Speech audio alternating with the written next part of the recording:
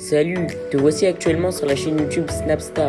Sur cette chaîne, tu retrouveras tous les plus gros clashs de Snapchat et tous les plus gros buzz du moment. Surtout, n'hésite pas à t'abonner tout en activant la cloche des notifications pour ne rien rater du contenu exclusif de cette chaîne. Et oui, sur cette chaîne, tu retrouveras du contenu qui n'est disponible nulle part ailleurs. Sur ce, je te laisse avec la vidéo. Bon visionnage.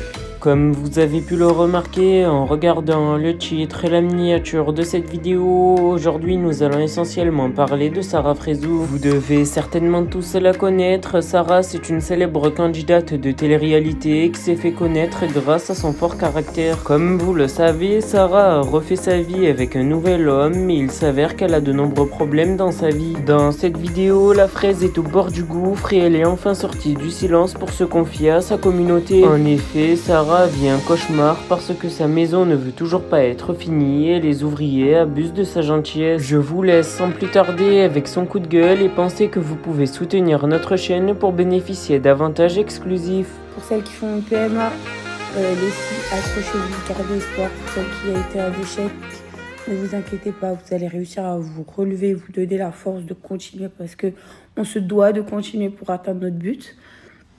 Moi, pour vous expliquer un peu mon réveil matinal, je suis dégoûtée parce que hier, en fait, je suis partie à un rendez-vous de la community vis-à-vis des travaux que j'ai fait dans mon jardin. Je vais vous expliquer un truc, je suis grave dégoûtée. En fait, quand je vous dis que la maison me fatigue, cette maison me fatigue réellement. Donc en fait, même quand tu achètes une maison, en vrai, quand tu regardes bien à Dubaï, le seul hic, c'est que tu peux même pas faire ce que tu veux chez toi. C'est choquant carrément. Vous avez vu l'arc, attendez, je vais vous montrer.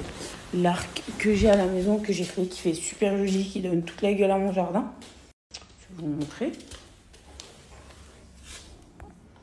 Donc ça là. Et ben en fait, faut que je coupe, excusez-moi. En fait, faut que je coupe, faut que je retire tout ça. Voilà. Tout ce qui est au-dessus du mur. Voilà. Hier, on m'a demandé de tout casser. J'ai, comment vous dire, j'ai le démon qui n'existe pas. J'ai un démon qui n'existe pas. J'attrape un seum là qui est juste incroyable. Comment tu achètes une maison et juste sur le fait qu'il y a un mur, ça gêne personne, c'est pas une autre pièce. Fait détruire la beauté de ton jardin. Voilà. Parce que y a un des mecs du contrôle de travaux de je sais pas quoi qui est passé, qui a vu que le mur dépassait au-dessus de leur mur à eux qu'ils avaient construit. Donc ça leur déplaît à la communauté. Et donc, pour valider les travaux ou je sais pas quoi, il faut casser tout ça. Donc comment vous dire que je suis dégoûtée? Je ne sais même pas mon jardin va ressembler à quoi. Juste pour vous dire que cette maison, ça y est, elle commence à me rendre verte. Déjà que j'ai galéré plus de 2 ans pour récupérer les clés. Après, j'ai galéré pour les travaux.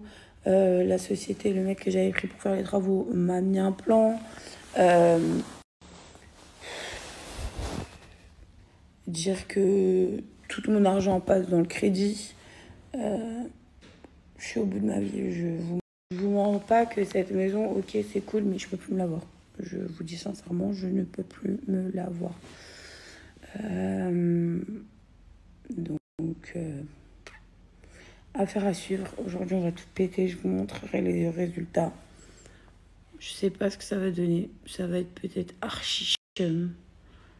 Mais en vrai, pas le choix. Donc, je sais pas. Voilà.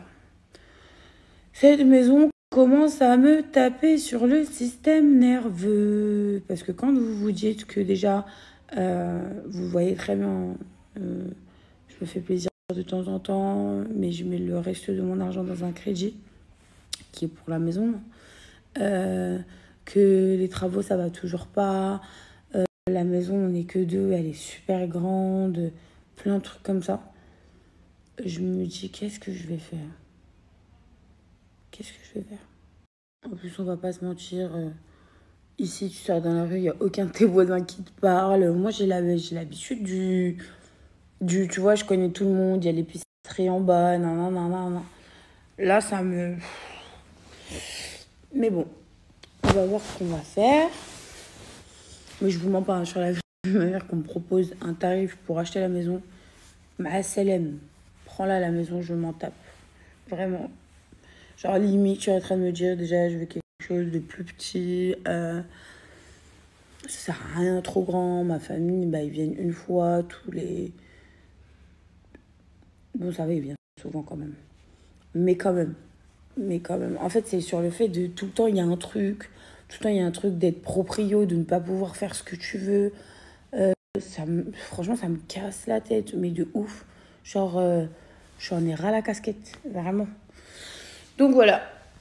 Comment vous dire que... En plus, je vous jure qu'à District 1, tu peux crever dans ta maison. Tu peux mourir dans ta maison. Surtout que moi, j'ai pas de vie de famille et tout pour avoir aussi grand.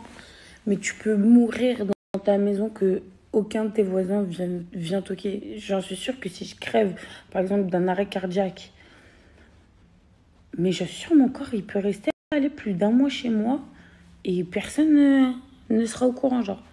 Genre, il n'y a que les condés qui viendront, genre, me soulever à la maison parce que j'aurais pas payé les factures ou quoi. Si je crève, hein. Mais pour vous dire, c'est grave quand même.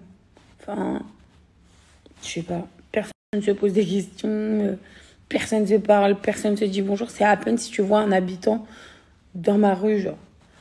Le mec que je vois le plus souvent vers chez moi, c'est le mec de la sécu. Et carrément, on parle avec lui et tout, on lui donne des repas, tout ça, des cafés chauds le soir parce qu'il commence à faire un peu frais. Enfin, what the fuck, une ville fantôme, pour vous dire.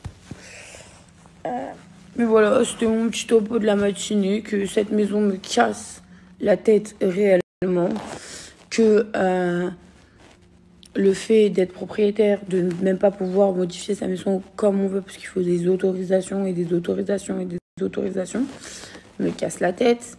Le fait qu'il se passe ça, vous vous remémorez derrière, vous dites que vous avez mis quand même 2 ans à récupérer la maison, ça me casse la tête. Le fait que j'arrive pas à avoir d'enfants, qu'il y a autant de chambres, ça te rappelle que t'es, entre guillemets, parce que c'est pas le cas, mais t'es infertile, donc t'arrives pas à tomber enceinte, t'arrives pas à avoir d'enfants. Donc tu dis, ouais, pourquoi et surtout que moi, je fais partie des meufs, je vais pas vous mentir. Hein. Moi, demain, j'ai des enfants, limite, j'ai même pas envie de leur laisser d'héritage parce que demain, ça va faire la guerre mondiale. En famille, ça détruit des familles et les héritages. Ça, c'est mon point de vue encore. En plus, je viens de me réveiller, j'ai pris du poids, c'est en train de me casser la tête. Hier, je vous ai dit, hein, même si je prends du poids, ça dérange qui à part du moment où moi, ça me dérange pas. Mais moi, en ce moment, ça me dérange. Donc, faut que je vire ces kilos en trop. Là, je me suis trop laissé aller ces 2-3 jours-là. Ça va plus du tout. Ça va plus du tout. Ma tête, elle est devenue ronde. J'aime pas. Voilà. J'aime pas. Mais je vais les perdre. Ça limite, je me fais même pas de soucis.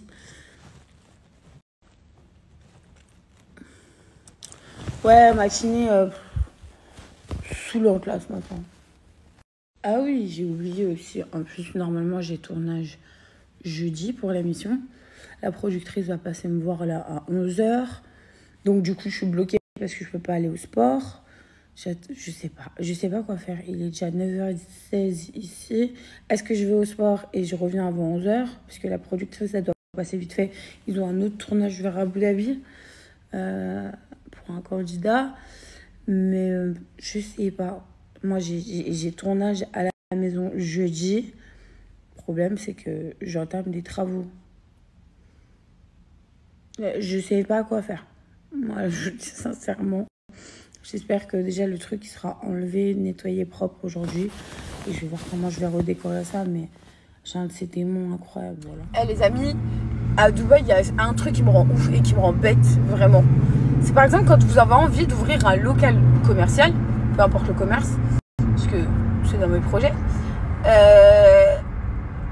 les gens pour vous louer le lieu vous demandent de tout faire, les papiers, la société, d'aller à la mairie, alors que vous n'avez même pas l'accord pour la location. Je suis désolée, mais ça me choque. C'est-à-dire que nous, en gros, on nous demande de mettre des sous, d'aller à la mairie, de se déplacer, de nanana, alors que la personne ne nous a même pas encore accepté la location de son local. Enfin, je comprends pas. Moi, j'arrive pas à comprendre. Et pourtant, à Dubaï, c'est comme ça qu'ils fonctionnent. C'est-à-dire que les gens, ils font toutes les démarches et tout, ils postulent sur la location du local. Vous êtes en attente parce que vous devez déposer votre CV. Et vas-y, après, je te loue. C'est bizarre, j'ai pas mettre des thunes partout. C'est franchement, j'arrive pas à comprendre cette logique. En plus, après, peut-être que nous, c'est la mentale à la française, mais je vais pas m'engager dans quelque chose où je suis pas sûre. Parce qu'en France, c'est beaucoup de... Merci à toi d'avoir visionné cette vidéo et surtout n'hésite pas à liker la vidéo et à nous donner ton avis dans l'espace commentaire. Sur ce, on se retrouve dans une prochaine vidéo.